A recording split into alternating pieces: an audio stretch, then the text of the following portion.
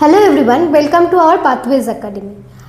আমরা আজকের ক্লাসে আলোচনা করব বায়ুর ক্ষয়কার্যের ফলে গঠিত ভূমিরূপ আর বায়ুর কাজ সম্বন্ধে। তোমরা আগে প্রিভিয়াস ক্লাসগুলোতে দেখেছো কি কি ক্লাস হয়েছে। যদি না দেখে থাকো তাহলে আমাদের ইউটিউব চ্যানেলে গিয়ে সেগুলো দেখতে পারো। আমরা আগের ক্লাসে পড়েছিলাম নদীর কাজ ও তার ফলে গঠিত ভূমিরূপ সম্বন্ধে জেনেছিলাম, হিমবাহের কাজ জেনেছিলাম এবং তার ফলে গঠিত ভূমিরূপ সম্বন্ধেও জেনেছিলাম। আজকে আমরা মূলত আলোচনা করব বায়ুর কাজ সম্বন্ধে। বায়ু কি কাজ করে এবং তার ফলে কি ধরনের ভূমিরূপ গঠিত হয়। তাহলে বায়ুর কাজ আগে জানতে হবে, বায়ুর কাজ কোথায় হয়। মূলত শুষ্ক ও বৃষ্টিহীন অঞ্চলে, অর্থাৎ মরুভূমি অঞ্চলে। কোথায় বৃষ্টি হয় না, শুষ্ক আবহাওয়া থাকে, মরুভূমি অঞ্চলে, সেখানে বায়ু সর্বাধিক কাজ করে, তাই না? বায়ু কোথায় সর্বাধিক কাজ করে? মরুভূমি অঞ্চলে। মরুভূমি ছাড়া তো বালি কোথাও নাই। এবার বালি কি হয়, এই আমি এখানে ধরো আঁকছি, এই বালি এগুলো হচ্ছে এক একটা বালি, তো উড়িয়ে নিয়ে যায়, উড়িয়ে নিয়ে গিয়ে এইখানে একটা স্তূপের মতো সঞ্চয় করে। তাহলে এই হচ্ছে, এখানে কি হলো, বায়ু ক্ষয় কাজ হলো, আর এখানে কি হলো, বায়ু সঞ্চয় কাজ হলো। তো এই শুষ্ক অঞ্চল ছাড়া কি বায়ুর কাজ সম্ভব? সেখানে তো কোনো বালি নেই, অন্য কোথাও বালি নেই, তাহলে সেখানেই একমাত্র সম্ভব। আর কি কোথায় হয় তাহলে জেনে নিই। গড় মরুভূমি অঞ্চলে হয়, যেখানে মরুভূমি অঞ্চলে গড় বৃষ্টিপাত সবসময় জেনে রাখবে 25 সেন্টিমিটারও কম হয়, যেখানে কোনো গাছপালা জন্মায় না, গাছপালা থাকার কথাও না। যেখানে 25 সেন্টিমিটারের কম বৃষ্টিপাত হয় সেখানে কি গাছপালা জন্মানো সম্ভব? কোনো মতেই সম্ভব না। আর কোথায় হয়? মরুপ্রায় অঞ্চলে গড় বৃষ্টিপাতের পরিমাণ 25 সেন্টিমিটার থেকে 30 সেন্টিমিটার, যেখানে ক্ষুদ্র চাষাবাস কিন্তু দেখতে পাওয়া যায়, অল্প অল্প গাছপালাও দেখতে পাওয়া যায়, সেখানেও বায়ু সর্বাধিক কাজ করে। আর কোথায়? উপকূল অঞ্চল।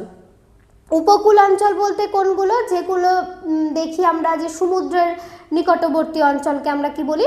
উপকূল অঞ্চল। তো সেখানেও বায়ু কাজ করে। দেখবে সমুদ্রে যখন যাও তখন ধরো তোমরা অনেকে দীঘা গেছো, পুরী গেছো, তো ওখানে ধরো তোমরা দাঁড়িয়ে আছো, প্রচণ্ড হাওয়া দিচ্ছে, হাওয়া দিতে কি হয়, পুরো বালিগুলো দেখবে গোটা শরীরে মনে হয় যে বালি উঠছে, তাহলে সেই ওই জায়গাগুলোতেও, উপকূল অঞ্চলেও কিন্তু বায়ুর ক্ষয়কার্য সর্বাধিক হারে লক্ষ্য করা যায়। তারপরে আসি মরুভূমি অঞ্চল। তোমরা এখন তাহলে বলবে কোথায় কোথায় কী ধরনের মরুভূমি দেখতে পাওয়া যায়, সেগুলো আলোচনা করি। তাহলে মরুভূমি অঞ্চল কোনগুলো? আমাদের এখানে দু ধরনের মরুভূমি অঞ্চল দেখতে পাওয়া যায়, ক্রান্তীয় মরুভূমি অঞ্চল আর নাতিশীতোষ্ণ মরুভূমি অঞ্চল। দু ধরনের, গোটা পৃথিবীতে দু ধরনের। এবার তাহলে বলো যে ক্রান্তীয় মরুভূমি অঞ্চল কি? ক্রান্তীয় মরুভূমি অঞ্চল হচ্ছে 15 থেকে 30 ডিগ্রি অক্ষাংশের মধ্যে যে মরুভূমি অঞ্চল অবস্থান করছে, যেখানে বৃষ্টিপাত একদম হয় না বললেই চলে, শুষ্ক রুক্ষ অঞ্চল, তাকে আমরা বলবো ক্রান্তীয় মরুভূমি অঞ্চল। ক্রান্তীয় মরুভূমি অঞ্চল। তাহলে নাতিশীতোষ্ণ অঞ্চল কাকে বলে? 30 থেকে 60 ডিগ্রি অক্ষাংশের মধ্যে অবস্থান করছে এই নাতিশীতোষ্ণ অঞ্চল, যেখানে সামান্যতম বৃষ্টিপাত হয়। ক্রান্তীয় অঞ্চলে বৃষ্টিপাত হয়ই না, আর নাতিশীতোষ্ণ অঞ্চলে সামান্যতম বৃষ্টিপাত হয় এবং কয়েকটা গাছ দেখতে পাওয়া যায়, তাকে আমরা বলবো নাতিশীতোষ্ণ মরুভূমি অঞ্চল। তাহলে উদাহরণগুলো চলো দেখে নিই। ক্রান্তীয় মরুভূমি অঞ্চল, পৃথিবীর সবথেকে মরুভূমি অঞ্চল হচ্ছে সাহারা মরুভূমি। এটা খুব ইম্পর্টেন্ট, শর্ট কোশ্চেনে আসে। পৃথিবীর সবচেয়ে বড় মরুভূমি হচ্ছে সাহারা মরুভূমি। তারপরে আরব মরুভূমি, থর মরুভূমি, কালাহারি মরুভূমি, আটাকামা মরুভূমি, এগুলো সব ক্রান্তীয় মরুভূমির উদাহরণ। তারপরে আসছে নাতিশীতোষ্ণ মরুভূমি। নাতিশীতোষ্ণ মরুভূমিগুলি কি? গোবি মরুভূমি, গ্রেট বেসিন মরুভূমি, তাকলাকামান মরুভূমি, এগুলো হচ্ছে নাতিশীতোষ্ণ মরুভূমি। আশা করি তোমরা বুঝতে পেরেছো। নেক্সট একটা কোশ্চেন খুব আসে 3 নম্বরে বা 2 নম্বরে খুব আসে, এগুলো হচ্ছে মরুভূমি অঞ্চলে বায়ু প্রধান শক্তি রূপে কাজ করে কেন? মরুভূমি অঞ্চলে আর কোনো হিমবাহ, নদী এগুলো কি কাজ করে? এগুলো তো কাজ করবে না। তাহলে মরুভূমি অঞ্চলে সব থেকে বেশি কি কাজ করে? বায়ু সর্বাধিকারে কাজ করে। তাহলে কেন বায়ু সর্বাধিকারে কাজ করে? আমি এই 4টে পয়েন্ট পড়েছি, 4টে পয়েন্টের মধ্যে কয়েকটা পয়েন্ট যদি মনে রাখতে পারো তাহলেই বুঝতে পারবে যে মরু অঞ্চলে বায়ু কেন সর্বাধিক হারে কাজ করে। যে বায়ুর গতিপথে বাধার অভাব। অবশ্যই বায়ুর গতিপথে বাধা মানে কি, কোনো উঁচু উঁচু বড় গাছপালা কি জন্মায় মরুভূমি অঞ্চলে? জন্মায় না। কোনো বাড়ি? তাও নাই। তাহলে কোনো গাছপালা নেই, তাই জন্য হাওয়া এদিক থেকে ওদিকে বয়ে যেতে পারে ডিরেক্টলি, কোনো বাধাপ্রাপ্ত হয় না। বায়ু প্রবল বেগে প্রবাহিত হয়, কোনো বাধা না থাকলে বায়ু স্বাভাবিকভাবে যে প্রচণ্ড জোরে প্রবাহিত হবে এবং এক জায়গা থেকে বালি তুলে নিয়ে গিয়ে আরেক জায়গায় গিয়ে সঞ্চিত হবে। একটা জায়গা থেকে তুলবে, অন্য জায়গায় গিয়ে ফেলে দেবে। নেক্সট কি আছে? উদ্ভিদের অভাব। যেখানে অত টেম্পারেচার, রুক্ষ সূক্ষ্ম একটা মরুভূমি অঞ্চল, সেখানে কি উদ্ভিদ জন্মাবে? উদ্ভিদ জন্মাবে না। আর্দ্রতার অভাব, মাটি শুষ্ক বা বালি শুষ্ক, কি যেখানে উদ্ভিদ জন্মায়। আমাদের এখানে কি হয় যে মাটিতেই গাছ জন্মায়, কারণ মাটির আর্দ্রতা বেশি থাকে, মাটির শক্ত ক্ষমতা। তুমি যদি বালিকে ধরে এরম করে তুলবে, দেখবে একটা করে বালি নেমে যাচ্ছে। ওখানে কি সম্ভব উদ্ভিদ জন্মানো? উদ্ভিদ জন্মানোয় বায়ু সহজেই ক্ষয় করতে পারে। আমরা কি জানি? উদ্ভিদ শিকড়ের সাহায্যে মাটিকে আঁকড়ে ধরে রাখে, যেখানে দেখবা ভাঙন টাঙনগুলো খুব কম হয় যদি উদ্ভিদ আঁকড়ে রাখে মাটিকে। কিন্তু যেহেতু গাছপালা নেই, সেহেতু বালি শুষ্ক, হাত দিয়ে এরম করলেই ঝুরঝুরু করে পড়ে যাবে, তাহলে সেখানে ক্ষয়কার্য বেশি হবে, স্বাভাবিক। যান্ত্রিক আবহাওয়া বিকার, তোমরা ক্লাস 9-এ পড়েছো যান্ত্রিক আবহাওয়া বিকার। যান্ত্রিক আবহাওয়া বিকারে কি হয়? এখানে কিভাবে কাজ করে? দিন ও তাপমাত্রার পার্থক্য থাকে, দিন রাত্রির তাপমাত্রার পার্থক্য। জিনিসটা কি? আমরা এখানে কি আছি, দিনের বেলায় আমাদের এখন ধরো 30 ডিগ্রি তাপমাত্রা থাকে, আমি নর্মালি ধরলাম 30, 32, 34 এরকম তাপমাত্রা থাকে। রাতের বেলায় তাপমাত্রা হয়তো 3 থেকে 4 ডিগ্রি হিসেবে কমে, তার বেশি কিন্তু কমে না, নর্মাল থাকে। সকালেও যেমন লাগে, বিকেলেও তেমন লাগে, রাতেও তেমন লাগে। কিন্তু যে মরুভূমি অঞ্চলে দেখবে সকালে আর রাতে তাপমাত্রা পুরো অপোজিট। সকালবেলায় প্রচণ্ড গরম আর রাত্রেবেলায় প্রচণ্ড ঠান্ডা। তাই বলছে দিন রাতে তাপমাত্রার পার্থক্য থাকে। শিলার সংকোচন ও প্রসারণ হয়। জিনিসটা কীরকম? যান্ত্রিক আবহাওয়া বিকারে শিলার সংকোচন আর প্রসারণ হয়। সংকোচন কেন হয়, প্রসারণ কেন হয়, তাই তো? সূর্যালোক যখন একটা শিলার ওপর তাপ দেয়, তখন শিলাটা উত্তপ্ত হয়ে প্রসারণ ঘটে। কি হয়? দিনের বেলায় উত্তপ্ত হয় সূর্যের আলোতে, সেই জন্য সেটা প্রসারণ ঘটে বা বড় হয়ে যায়। এবং রাত্রেবেলাতে ঠিক অপোজিট, প্রচণ্ড ঠান্ডা, সংকোচন হয়ে যায়, ভেঙে ভেঙে টুকরো হয়ে যায় তাপমাত্রা কমের জন্য, এবং শিলা ভেঙে বালিকণা তৈরি করে। তাহলে কি করবে? শিলা ভেঙে বালিকণা তৈরি করে। নেক্সট বলছে প্রবল ও শুষ্ক বায়ুপ্রবাহ। ঝড়ো হাওয়া হয়, প্রবল ও শুষ্ক বায়ুপ্রবাহ। এটা মূলত কোথায় দেখতে পাওয়া যায়? উপকূলবর্তী অঞ্চলে ঝোড়ো হাওয়া দেয়। দেখবে সমুদ্র পাড়ে গেলে সব সময় অনবরত ঝোড়ো হাওয়া বইছে। তরঙ্গ ক্ষয় করে, সমুদ্রের ঢেউ আসে, দিয়ে বালিগুলোকে একবার নিয়ে যায়, আবার দিয়ে যায়, এই কাজ করতে থাকে। বালির সঞ্চয়ের ফলে কি সৃষ্টি হয়? ভূমিরূপের সৃষ্টি হয়। তাহলে বোঝা গেল মরু অঞ্চলে বায়ু প্রধান শক্তিরূপে কিভাবে কাজ করছে। নেক্সট আমরা পড়বো বায়ুর কাজ। বায়ু কী কী উপায়ে কাজ করে। সেম যেমন নদী হিমবাহ কাজ করে, এভাবে বায়ুরও 3টে প্রক্রিয়া আছে, ক্ষয়, বহন আর সঞ্চয়। এই 3ভাবে বায়ু কাজ করছে। এবার ক্ষয় কাজ পদ্ধতি, বায়ু কিভাবে ক্ষয় করে। প্রথমেই আসে অবঘর্ষণ। ঘর্ষণ এগুলো তোমাকে আমি হিমবাহতেও পড়িয়েছি। সেমভাবে বালিও কাজ, মানে বায়ু সেমভাবে কাজ করে। অবঘর্ষতে কি হয়? বায়ুকণা একে অপরের সঙ্গে ধাক্কা খেয়ে ছোট ছোট হয়ে যায়, ফলে সূক্ষ্ম ধূলিকণা তৈরি করে।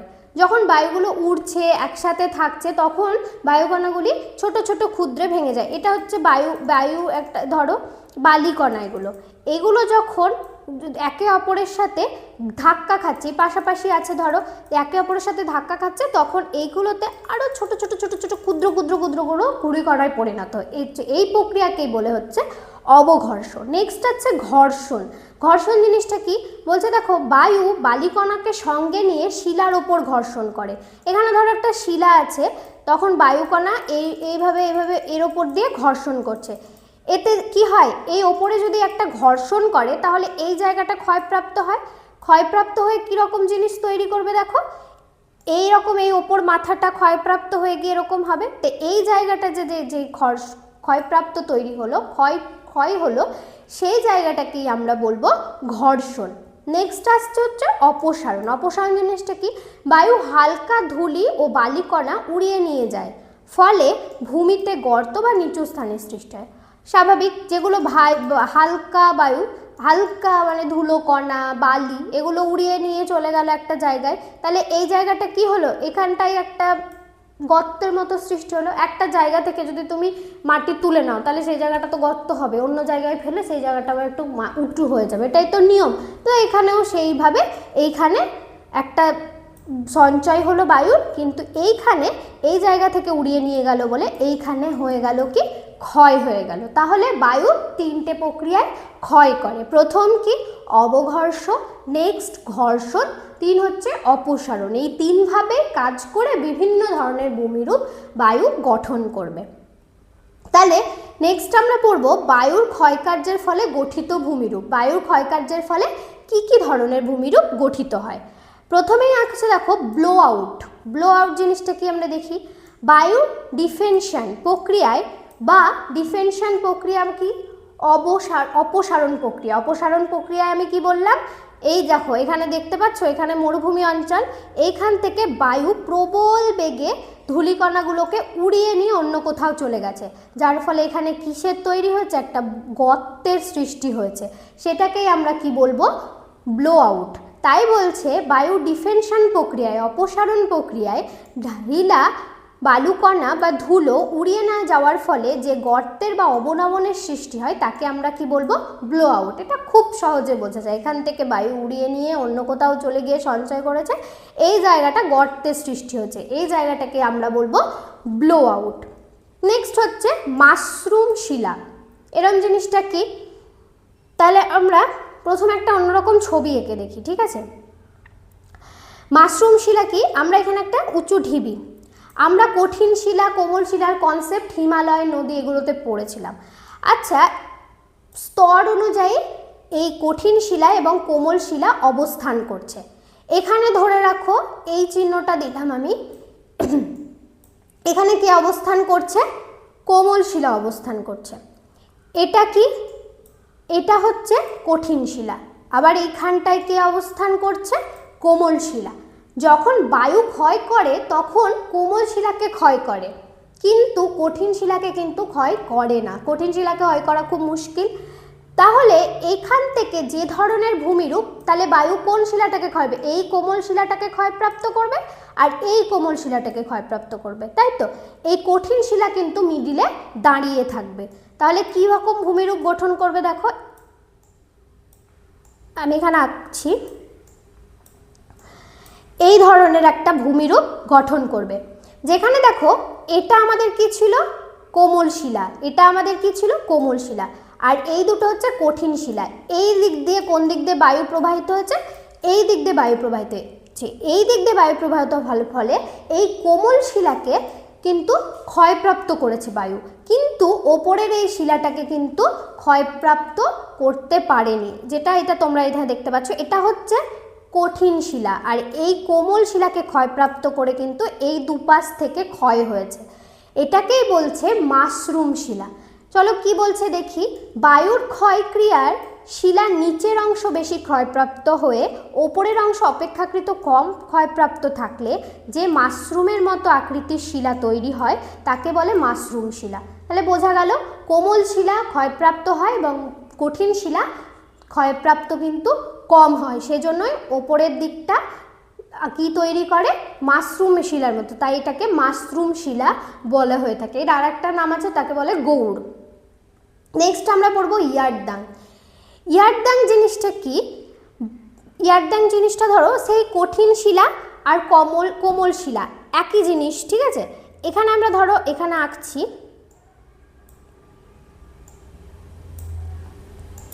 এখানে এটা সমান্তরাল বা উলম্ব। আমরা সবাই জানি এই দিকটা হচ্ছে উলম্ব আর এটা হচ্ছে অনুভূমিক। কঠিন শিলা আর কোমল শিলাগুলি যখন উলম্বভাবে অবস্থান করছে, এই জিনিসটা কি? ধরো এই জিনিসটা হচ্ছে কঠিন শিলা, এটা কোমল শিলা, এটা কঠিন শিলা, এটা কোমল শিলা। যখন বায়ু তার ক্ষয়কার্য চালাচ্ছে, বিশেষ করে ঘর্ষণ আর অবঘর্ষণ প্রক্রিয়ায় এই রকম হচ্ছে ব্যাপারটা। এখানে এই শিলাটা কিন্তু কঠিন শিলা বলে এটা দাঁড়িয়ে থাকবে, এটা কোমল শিলা বলে এটা ক্ষয়প্রাপ্ত হয়েছে, এটা আবার কঠিন শিলা দাঁড়িয়ে থাকলো, এখানে আবার কোমল শিলা বলে ক্ষয়প্রাপ্ত হয়েছে। তাহলে এটা কি ধরনের ভূমিরূপ গঠন করেছে? এই ধরনের ভূমিরূপকে আমরা বলবো ইয়ারদাং। যেমন দেখো এই জায়গাগুলোতে কিন্তু কঠিন শিলা কোমল শিলা ছিল, যেই কারণে এই জায়গাটা কিন্তু ক্ষয়প্রাপ্ত হয়েছে, কিন্তু এই জায়গাটা হচ্ছে কঠিন শিলা, তাই এই জায়গাটা কিন্তু ক্ষয়প্রাপ্ত হয়নি, তাই একে আমরা বলবো ইয়ারদাং। বায়ুর ক্ষয় বিশেষত ঘর্ষণ ও অবঘর্ষণ, যেটা আমি বললাম ঘর্ষণ আর অবঘর্ষণ, একসাথে কুড়িগুলো লেগে টুকরো হয়ে যাওয়া কিংবা ওটাকে একসাথে অবঘর্ষ এবং ঘর্ষণ। নরম ও কঠিন শিলা পার্থক্যজনিত ক্ষয়ের ফলে, নরম শিলা আর কঠিন শিলা কীভাবে ক্ষয় করে আমি আগেই বললাম। বায়ুর দিকে সমান্তরাল যে লম্বা ও সরু ঢেউয়ের মতো শিলা উঁচু অংশ তৈরি করে তাকে আমরা কি বলবো? ইয়ারদাং। তোমরা এখানে দেখতে পাচ্ছ। তারপরে আসছে জিউগেন। জিউগেন আর ইয়ারদাংয়ের মধ্যে পার্থক্য কিন্তু খুব আসে। জিউগেন জিনিসটা কি চলো দেখি। জিউগেন হচ্ছে অনুভূমিকভাবে সমান্তরালভাবে, আমি বললাম সমান্তরাল কি এই রকম, প্রথমে এখানে কঠিন শিলা অবস্থান করবে, কোমল শিলা, তারপরে কঠিন শিলা, পরিবর্তিত হয়ে ভূমিরূপটা কীরকম হবে জানো? ভূমিরূপটা এরকম হবে। ওপরের দিকে কঠিন শিলাটা অল্প একটু ক্ষয় পাবে, এই অল্প একটু ওপরের এই কঠিন শিলাটা অল্প একটু ক্ষয় পাবে, এরকম ঢেউ খেলানো তৈরি হবে। তাহলে এটাকে আমরা কি বলবো? এটাকে আমরা বলবো জিউগেন। এই যে দেখো টেবিলের মতো একটা আকৃতি তৈরি করেছে ওপর দিকে, নিচটা ক্ষয়প্রাপ্ত হয়ে, এটাকেই আমরা বলবো জিউগেন। বায়ুর ক্ষয় ও পার্থক্যমূলক ক্ষয়ের ফলে যখন কঠিন শিলার উপরিভাগ সমতল ও নিচের অংশ অপেক্ষাকৃত দ্রুত ক্ষয়প্রাপ্ত হয়ে টেবিলের মতো ঢিবি বা শিলাস্তম্ভ, তাকে আমরা বলবো জিউগেন। কী রকম দেখতে হয় জিউগেন? টেবিলের মতো দেখতে হয়, ওপরটা সমান্তরাল হয় এবং নিচটা ক্ষয়প্রাপ্ত হয়ে যায়। তাহলে বুঝতে পারা গেল। তারপরে আসছে ইনসেলবার্ট। ইনসেলবার্ট জিনিসটা খুব ইজি। ইনসেলবার্ট জিনিসটা হচ্ছে কোনো মরুভূমি অঞ্চলে হঠাৎ করে এরকম একটা উঁচু কঠিন শিলা স্তম্ভের মতো দাঁড়িয়ে আছে, এটাকে আমরা কি বলবো? জিউগেন। কেন? কারণ ওই যে কঠিন শিলাকে বায়ু ক্ষয়প্রাপ্ত তাড়াতাড়ি করতে পারে না, কোমল শিলাকে ক্ষয়প্রাপ্ত করে, আশেপাশে কোমল শিলাকে ক্ষয়প্রাপ্ত করে উড়িয়ে নিয়ে ক্ষয় করে চলে গেছে, কিন্তু উঁচু একটা শিলা দাঁড়িয়ে আছে, এটাকে আমরা কি বলবো? ইনসেলবার্ট। বায়ুর ক্ষয় ও দীর্ঘদিনের আবহবিকার প্রক্রিয়ায় আশেপাশের নরম শিলা ক্ষয় হয়ে গিয়ে কঠিন শিলা একটি বিচ্ছিন্ন পাহাড় বা টিলা দাঁড়িয়ে থাকে, এটাকে আমরা বলবো কি? ইনসেলবার্ট। একে অনেক জায়গায় অনেক নামে বলে, এগুলো কিন্তু শর্ট কোশ্চেনে ভীষণ আসে, আমি একটা লিস্ট নিয়েছি, তোমরা এখান থেকে চাইলে স্ক্রিনশট নিতে পারো। মোনাডনক কোথায় বলে? উত্তর আমেরিকায়। রেসিডুয়াল হিল ক্ষয়প্রাপ্ত ভূমির অবশিষ্ট অংশ। তারপরে বলছে রিফ্লেক্ট হিল পুরনো ভূমির অবশিষ্ট অংশ। আর আসছে হচ্ছে বোর্নহার্ট, বিশেষ ধরনের বড় খাড়া ইনসেলবার্টসকে কি বলে? বোর্নহার্ট। এই বড় বড় খাড়া ইনসেলবার্টসকে কি বলবে? বোর্নহার্ট বলবে। আর উত্তর আমেরিকায় এটাকে কি বলে? মোনাডনক। তাহলে এই ছিল আজকে বায়ুর কাজ আর বায়ুর ক্ষয়কার্যের ফলে গঠিত ভূমিরূপ নিয়ে আলোচনা। নেক্সট আমরা আলোচনা করব বায়ুর সঞ্চয় কার্যের ফলে গঠিত ভূমিরূপ। তাহলে সেই ভিডিও যদি দেখতে চাও তাহলে আমাদের চ্যানেলটিকে সাবস্ক্রাইব করতে পারো এবং ফেসবুক থেকে দেখলে আমাদেরকে ফলো করতে পারো। আর যদি এই রিলেটেড কোনো কোশ্চেন থাকে তাহলে কমেন্ট বক্সে অবশ্যই জানিও। আর কি কি চ্যাপ্টারের ভিডিও তোমরা দেখতে চাও সেগুলোও আমাকে জানাতে ভুলো না, তাহলে আমি সেই রকম ভিডিও নিয়ে আসতে থাকবো। Thank you.